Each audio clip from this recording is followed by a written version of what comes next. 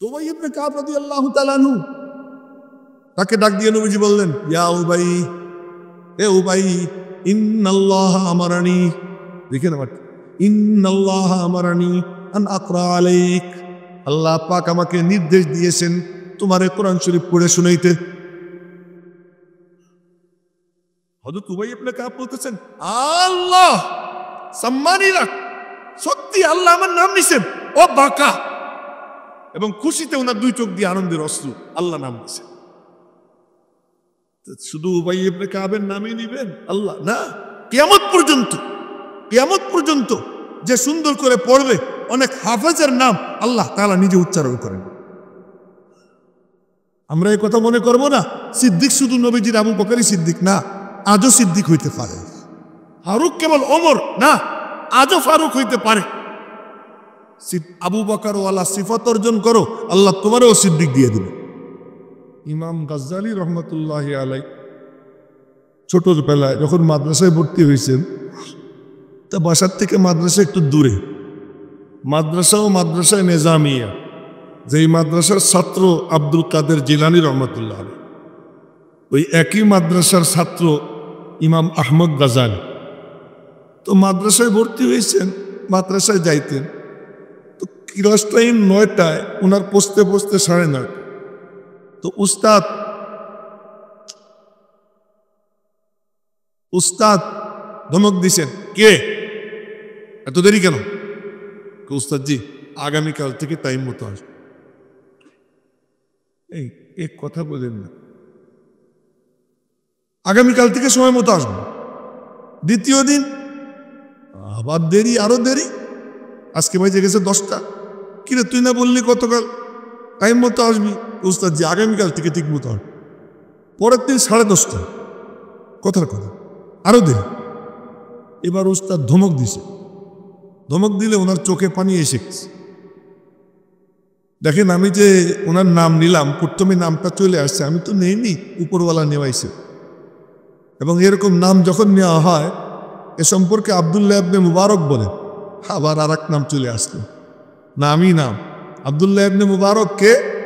আব্দুল্লাহ ইবনে মুবারক ইমামে আজম আবু হানিফার 39 নম্বর ছাত্র।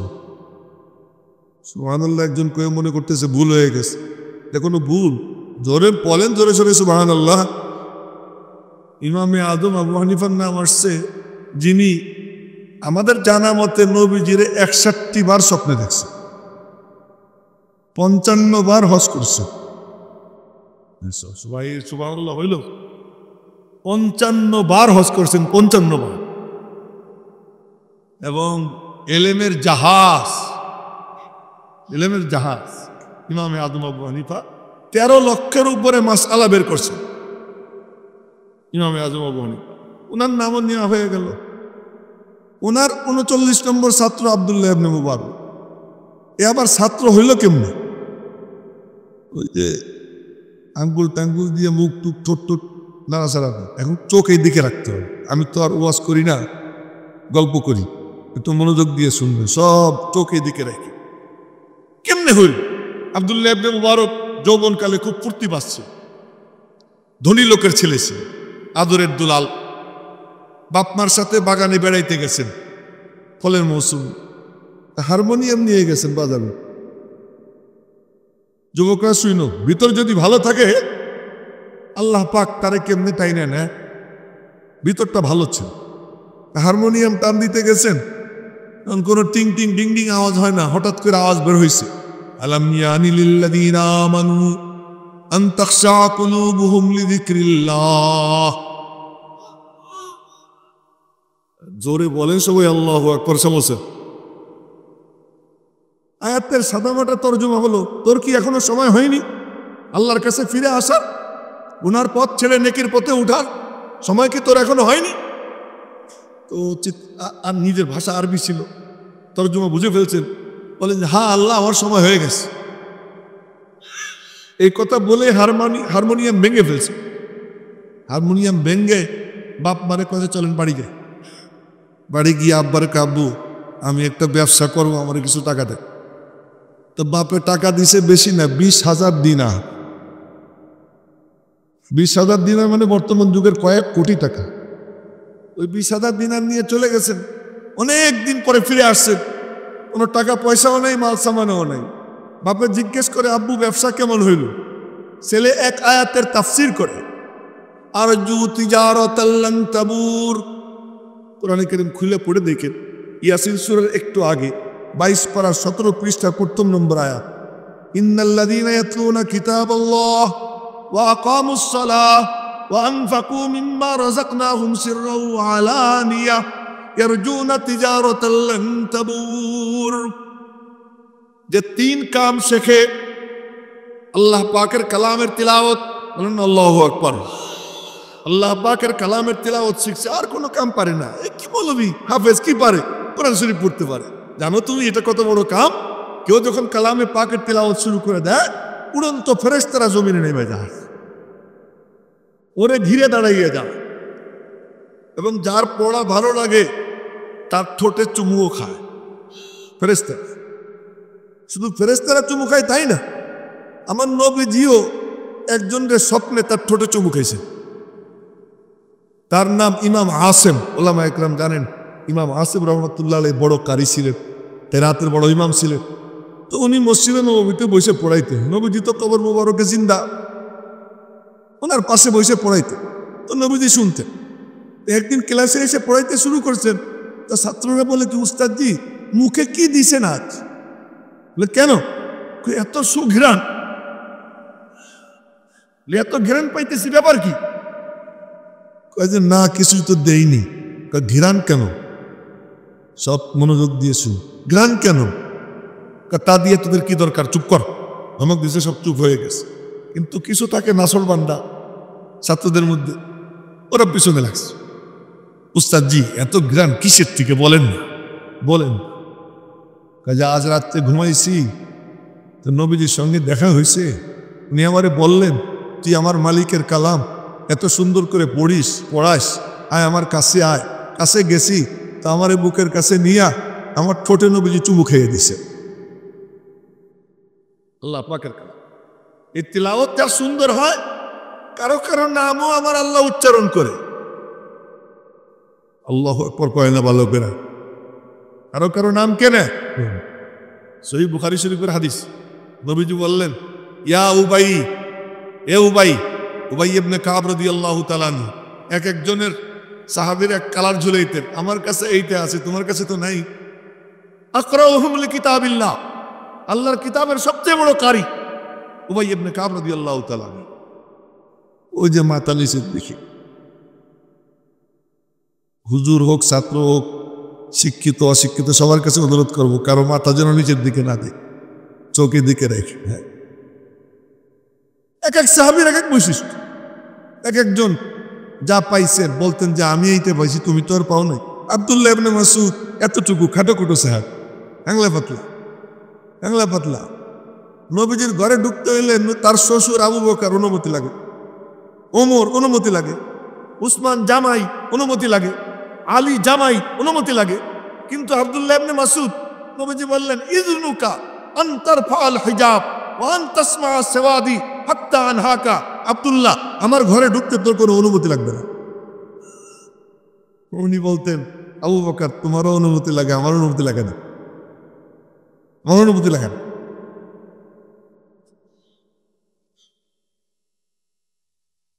আচ্ছা, এক এক সাহাবীর এক এক বৈশিষ্ট্য। আব্দুল্লাহ ইবনে মাসউদের এই হুযায়ফা রাদিয়াল্লাহু তাআলা আনহু নবীজির সঙ্গে তবুকের যুদ্ধ থেকে ফিরতেছে।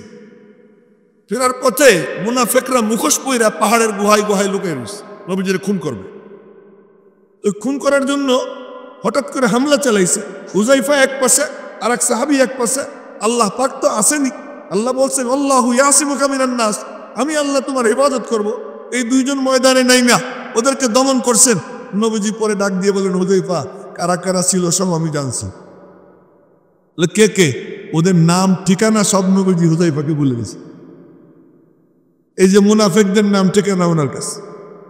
এখন হযরত ওমর রাদিয়াল্লাহু তাআলা আনহু একদিন জিজ্ঞেস করতেছেন, হুযায়ফা তোর কাছে তো মুনাফিকদের লিস্ট আছে, ওর মধ্যে কি আমার নাম আছে? হুযায়ফা বলতেছেন, থাকলে কি আমি বলবো নি আপনার কাছে? এটা আমার কাছে নবীজির পক্ষ থেকে আমানত।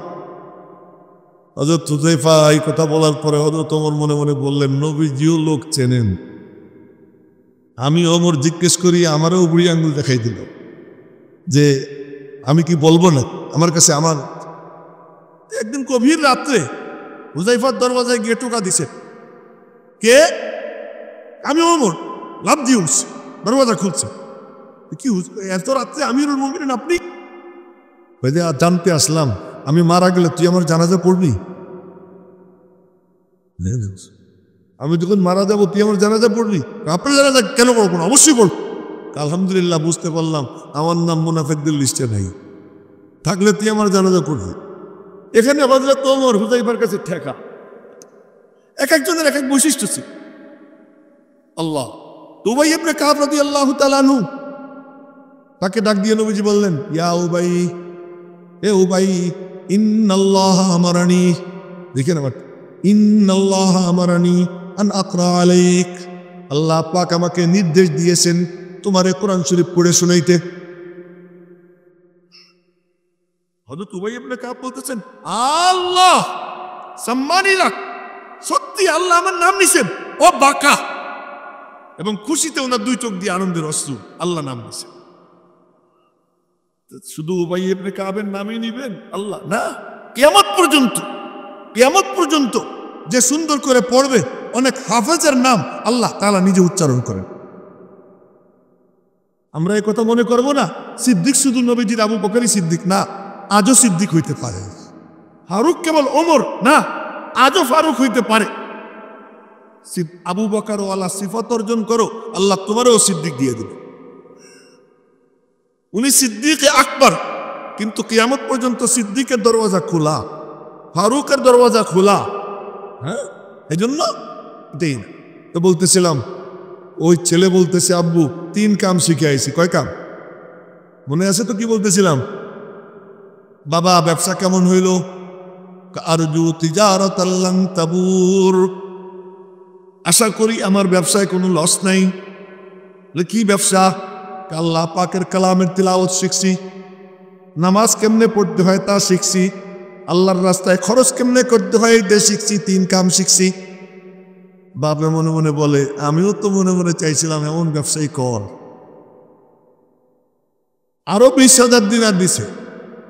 ওই 20,000 দিনার নিয়ে বের হয়ে গেছে। অনেক দিন পর জানা গেল আর কোনো ব্যবসা না, মক্কা শরীফ, মদিনা শরীফ, কুফা, বসরা, বুখারা, সামারকান্দ, তাশখান ইত্যাদি ইত্যাদি অঞ্চল ঘুরে ঘুরা আলেম ওলামাদের সোহবত অর্জন করে, তার মধ্যে একজন ইমামে আজম আবু হানিফাও ছিলেন। উনি সহ বড় বড় আলেমদের থেকে ইলমে কোরআন, ইলমে হাদিস, ইলমে ফিকহ, ইলমে উসুলে ফিকহ এই নূর সিনায় নিছেন। উস্তাদের সংখ্যা 4,000-এর অধিক। একমাত্র ব্যক্তি যার কোনো সমালোচনা নেই, আব্দুল্লাহ ইবনে মুবারক রহমতুল্লাহ। এই আব্দুল্লাহ ইবনে মুবারক রহমতুল্লাহ আলাইহি তিনি বলছেন, কি বলছেন? যখন কোনো মজলিসে কোনো আল্লাহর ওলির নাম নেওয়া হয়, ওই মজলিসে রহমতের বৃষ্টি বর্ষণ হইতে আরম্ভ হয়ে যাওয়া। সে ইমাম গাজ্জালির নাম নিছি আল্লাহর ওলি কিনা বলেন আপনারা? তাই ওনার নাম যখন নিছি, আলহামদুলিল্লাহ, আল্লাহ পাকের শুকুর, আব্দুল্লাহ ইবনে মুবারকের কথা সত্য, ওনারা দেখে দেখে বলতে। এখন এই মজলিসের মধ্যে রহমতের বৃষ্টি শুরু হয়ে গেছে। তো যখন উস্তাদ ধমক দিছেন, মনে পড়ছে তো কি বলতেছিলাম? উস্তাদ ধমক দিছেন, কিরে গতকাল বললি ঠিক মতো আসবি, আজকে এত দেরি কেন? চোখ দিয়ে পানি পড়ে গেছে। চোখের পানির এত পাওয়ার, কিচ্ছু বলা লাগে না। বান্দা হাত উঠে গিয়ে আল্লাহর সামনে কিছু কইতে পারে না, খালি চোখ দিয়ে পানি পড়ে। পানি পড়লে আল্লাহ কয়, বান্দা তোর কি লাগবে? কিচ্ছু চাওয়া লাগবে না, আমি এমনি পূরণ করে দিতেছি। ছোট্ট বাচ্চা কিচ্ছু কইতে পারে না, খালি ব্যয় করে একটু কান্দে দেয়। এদিক থেকে মা, ওদিক থেকে বাপ, ওদিক থেকে বড় ভাই, সব এসে হাজির। কি কি কি চাই, কি লাগবে? ঠিক বান্দা বান্দি যখন আল্লাহর কাছে হাত উঠাইয়া কিচ্ছু কইতে পারে না, মনের ব্যথায় যদি চোখ দিয়ে পানি এসে যায়, আর কিচ্ছু বলা লাগে না। এটা বড় পাওয়ারফুল। চোখ দিয়ে পানি পড়ছে। উস্তাদ বলতেছেন, কি বাবা তোর কি হয়েছে, কি সমস্যা? তো উস্তাদজি, রওনা তো দেই, টাইম মতো আসবো, কিন্তু যখনই রওনা দেই দেখি নূর চিকচিক করতেছে। একবার এদিকে যাব, ওদিকে যাই, যেদিকে যাই সেদিকেই নূর। এই করতে করতে দেরি হয়ে যায়।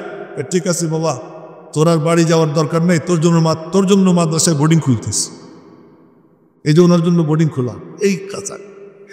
ঠিক আছে, তো বলতেছিলাম তলেবে ইলমের কে বিশেষভাবে বললাম তলেবানে উলুমে নবুয়ত নবীজির মেহমান, আজও মেহমান। ওই সময় মেহমান ছিল, নবী যখন হায়াতুন নবী কবর মোবারকে জিন্দা, এখনো তারা নবীজির মেহমান।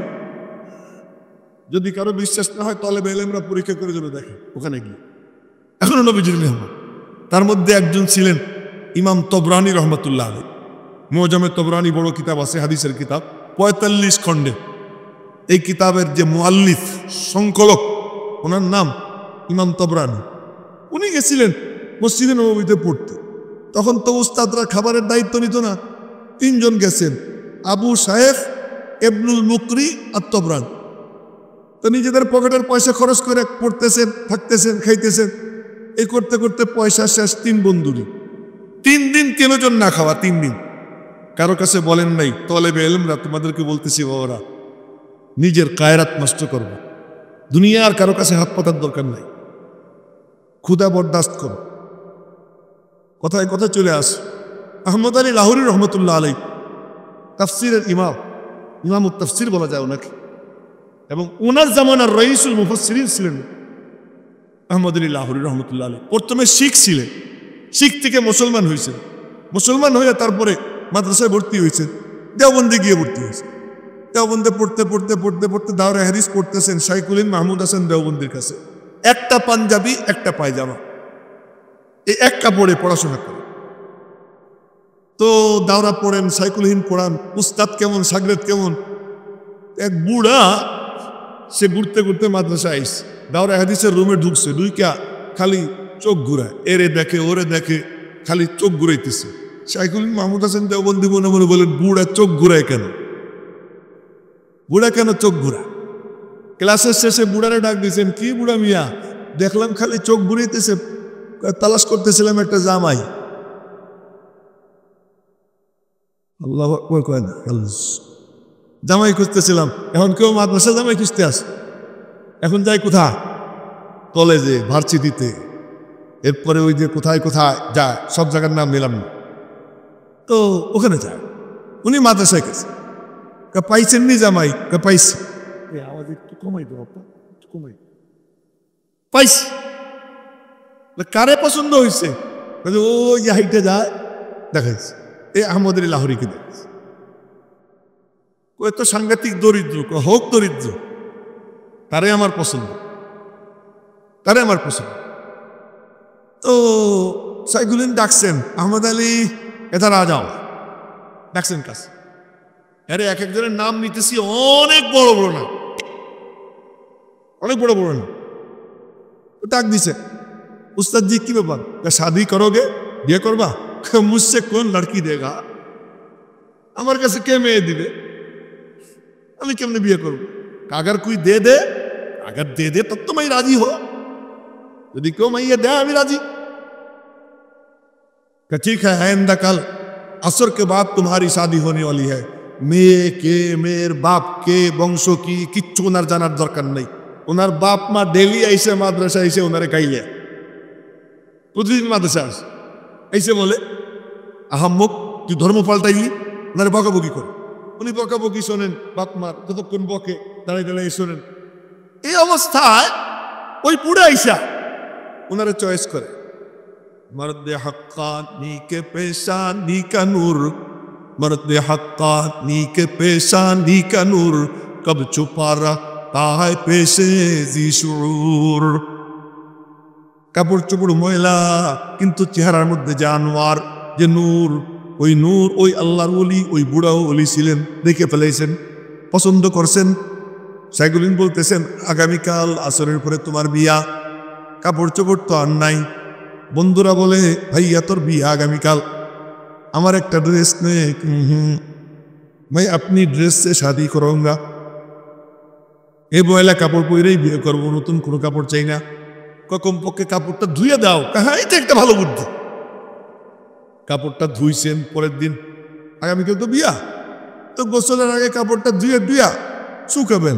কুদরতের কি খেলা, কাপড় ধোয়া শেষ, মোবাইলের সাউন্ড অফ করে না, একটু খারাপ।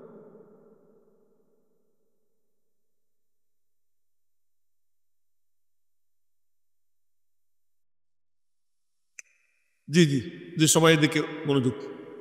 আচ্ছা, এখন মানে যখনই ওনার গোসল শেষ, কাপড় চিপড়েছে, বৃষ্টি শুরু হয়েছে। এখন ওই গোসলখানায় দাঁড়াইয়া কাপড় নাড়াইতেছে যাতে একটু শুকায়, তবুও কারো কাপড় গায়ে দিবেন না। এরা বলে গায়েরা আত্মমর্যাদা বোধ, যে আমি কারো কাছে মাথা নত করবো না। ওয়াইদা সাআলতা ফাসআলিল্লাহ ওয়াইদা ইসতাআনতা ফাসতাইন বিল্লাহ। আব্দুল্লাহ ইবনে আব্বাসকে নবীজি বলতেছেন, তোমার যদি চাইতে হয় আল্লাহর কাছে চাও,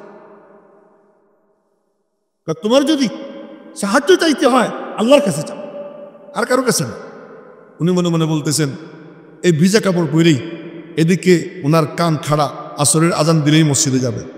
আসরের আজান পড়ে গেছে, ভিজা কাপড় গায়ে দিয়ে মসজিদে হাজির। নামাজের পরে বিয়ে হয়, বিয়ের পরে বিবিরে নিয়ে আসেন, কোথায় রাখবেন? একটা বাসা ভাড়া করছেন, একেবারে নোংরা টোংরা ধরনের একটা বাসা। এখন বাসর ঘরে গেছেন, বাসায় কোনো পাকশাক করার মতো কিচ্ছু নাই, কারো কাছে কিছু চাবেন তাও না। আজীব খেলা, বহুত বড় লোকের মাইয়া, কিন্তু সে বলতেছে আপ ঘাবড়াইয়ে মত, আপনি ঘাবড়াইয়েন না, খাবার নেই তাতে কি হয়েছে? জোরে কয় না আল্লাহু আকবার। কোথায় আজকে এমন মেয়ে, কোথায় আজকে এমন মেয়ে? तो उसे घबराइए मत, आप एक काम कीजिए, मंडी सब्जी मंडी में जाइए, हमें उर्दू बोलते सब्जी मंडी में जाइए, वहाँ दुकान के आसपास जो पत्ते पड़े हुए हैं उस पत्ते को लाइए, मैं उसे गर्म पानी में उबालूंगा और उससे जो पानी आएगा ना वो हम दोनों पी लेंगे। तो जान मुझे बाजारे সবজির দোকানদারদের যে কথা পুঁতে পড়ে থাকে ওইগুলো নিয়ে আসবেন। আহা, ওইগুলো নিয়ে আসবেন, আর ওইগুলো সিদ্ধ কইরা ওর যে পানি, ওই পানি আমি আর আপনি খাবো। অন্ত বিয়ের পরে তো 3-4 দিন পরেই তো আবার একটু যাইতে হয়, 2 দিন 3 দিন পরে। এই খোকন, তুমি মোবাইল পকেটে রাখো, আমরা এখান থেকে চলে যাও। মুস্তাকি করবো না বুঝবিস। এখন মনে মনে বলতেছেন, যাবে তো বাপের বাড়ি, ফিরে তো আইব, তার কারণে এই কয়দিন তো কোনো ভালো খাবার টাবার নেই, কোন রকম চলতেছে। আইব তো, মেয়ে বাড়ি গেছে, মা জিজ্ঞেস করছে, আম্মি कैसा हाल है? বলে কি, আম্মি জান্নাত কি বাত তো हमने सुनी। এই মিয়া, তোমারে বললাম না ভলিউম ঠিক করে দাও। जन्नत की बात तो हमने सुनी मगर उसका नमूना कभी नहीं देखा। ये जो 3-4 दिन उनके घर रहा तो जन्नत का नमूना मुझे मिल गया। আমি জান্নাতের কথা শুনছি, জান্নাত দেখিনি, এই 2-4 দিন যে ওনার বাড়িতে থাকলাম, আমি জান্নাত দেখছি, আমি জান্নাত দেখছি। এ আহমদ আলী লাহোরী রহমতুল্লাহ আলাই, আল্লাহ, ওনাকে সাইকুলেন লাইকে বললেন, বাবা জি হযরত, तुम एक काम करो, तलेब इल्म मने रखो, तुम एक काम करो, हर नमाज के बाद 7 मरतबा सूरा कुरैश पढ़ा करो और आगे पीछे दुरूद शरीफ भी पढ़ लिया करो। जो प्रत्येक नमाजेर परे 7 बार लीलाफी कुरैशी नीलाफीहिम रिहलताश शिताई वस सैफ फलयाबुदू रब्ब हादाल বাইতিল্লাযী আত'আমাহুম মিন জু' ওয়া আমানাহুম মিন খাউফ, এটার অর্থের চিন্তা কইরা এটা 7 বার পড়বা प्रत्येक नमाजेर परे। आगे परे दुरूद शरीफ पढ़वा, इंशाअल्लाह अल्लाह तुम्हारा सब ठीक कर देवे। मैंने उस्ताद से ये सबक ले लिया, इस पर अमल शुरू कर दिया। अब अल्लाह ने मुझे इतना माल दिया कि अगर मैं चाहो कोई मस्जिद बनवाओ, एक ईंट सोने की होगी, एक ईंट चांदी की होगी, तो अहमद अली लाहौरी वो भी कर सकता है। ये अमल शुरू करছি। এখন আমি যদি চাই একটা মসজিদ নির্মাণ করব, যে মসজিদের একটা ইট হবে স্বর্ণের, একটা ইট হবে রূপার, আমি তাও পারি। ওনার নাম আইসে গেল তো ওনার কথা আর একটু বলে নেই, পরে আমি ওই কথায় ফিরে যাব। উনি গেছেন এক মসজিদে তাফসির করার জন্য, কোরআনে কারীম বুকে নিয়ে নামাজের পরে দাঁড়াইছেন তাফসির করবেন। ওই যে একটার মাথা নিচে, এই সামনে বস, এ বাবা তুই ক্লাসেও মনে হয় ঘুমাইস, আর এমন করবি।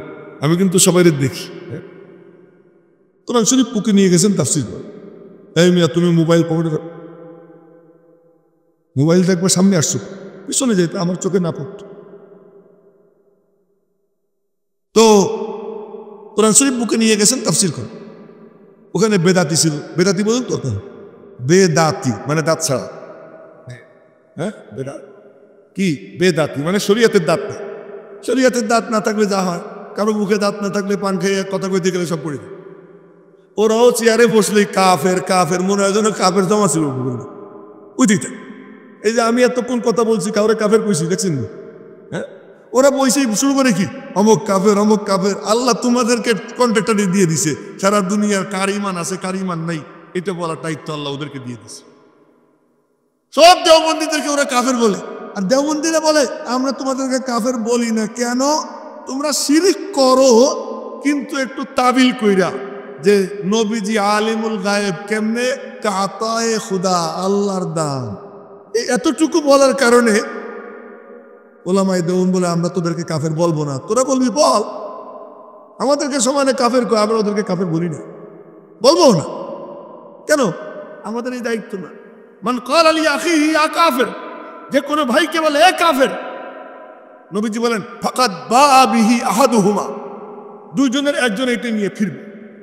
যদি যাকে বলছে সে যদি উপযুক্ত হয় তার উপরে এটা পড়বে, যদি উপযুক্ত না হয় তো যে বলছে তার দিকে ফিরে যাবে। তা আমার দরকার কি? তুই তোর নিজের কথা নিজের বুকের মধ্যে বইরা যা, গজবের শিকার হয়, আমার কি দরকার বলা, আমার মুখ নষ্ট করবো না।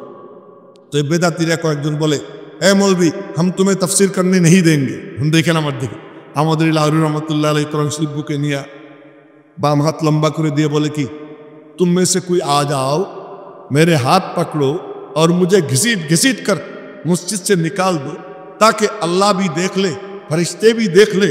मैं मैदान महशर में ये कहूँगा, अल्लाह मैं तो तेरे कलाम की तफसीर करना चाहता था, मगर इन लोगों ने मुझे तफसीर करने नहीं दिया। फरिश्ते भी गवाह रहेंगे, वो भी गवाह देंगे, आओ তুই मेरे हाथ पकड़। তো উনি বললেন যে কোরআন শরীফ আমার বুকে, আমি হাত লম্বা করে দিলাম, কোনো পাড়াপাড়ি করবো না, তোমরা একজন আমার টাইনে মসজিদ থেকে বের করে দাও, আল্লাহ দেখো। তোর মধ্যে এক मस्तान टाइप एक युवक बोला कि खबरदार, अगर किसी ने उनका हाथ पकड़ा उसकी 7 नस्ल बर्बाद हो जाएगी। खबरदार, उनार हाथ যদি কেউ ধরিস তার 7 বংশ শেষ হয়ে যাবে। হযরত আপ তাফসীর করো বলতেছে, হযরত আপ তাফসীর করো। এই তাফসীর করছেন আহমদুল্লাহ রহমান। ওযু করতে বসছেন, শুনেন, ওযু করতে বসছেন, মাথার পাগড়ি খুলে রেখা ওযু করতেছে। খাদেম পাশে বসা, মনে মনে কয় বরকতটা নিয়ে নেই। বরকত নেওয়া এটা হাদিসে সাবেত। নবীজির ডান পাশে বসা আব্দুল্লাহ ইবনে আব্বাস, কথা কোথা থেকে কোথায় যায়। আব্দুল্লাহ ইবনে আব্বাস ডান পাশে বসা, বাম পাশে বসা আবু বকর। আব্দুল্লাহ ইবনে আব্বাসের বয়স কত? 11-12। ইন্তেকালের সময় ওনার বয়স ছিল, নবীজির ইন্তেকালের সময় 12+। 13 বলা যায়, 12 বলা যায়, এগুলো বয়স। তো উনি ডান পাশে বসা। আর নবীজির অভ্যাস ছিল কোনো কিছু পান করার পরে, খাওয়ার পরে যা বেঁচে থাকতো এটা ডান পাশে যে তারে দিতেন, এরপরে সেখান থেকে তার ডান পাশের জন পাইতো, এটা সিস্টেম ছিল। তো এখন আবু বকর বাম পাশে বসা, ডান পাশে আব্দুল্লাহ ইবনে আব্বাস, আবু বকরের নাতির বয়সী। আবু বকরের কি নাতির বয়স। নবীজি বললেন, আব্দুল্লাহ তুমি অনুমতি দিলে আবু বকরের দেই। আব্দুল্লাহ ইবনে আব্বাস কয়, লা উসিরু বিনাসিবি মিনকা আহাদান, আপনার থেকে পাওয়া হক এর উপরে আমি কাউকে প্রাধান্য দেব না, আমারটা আমার দেন। আমি তো খাই। নবীজি বলেন, হাদিসের শব্দ ফাত্তাল্লাহু, একটু রাগের সাথে দিলে দাঁড় টিকা।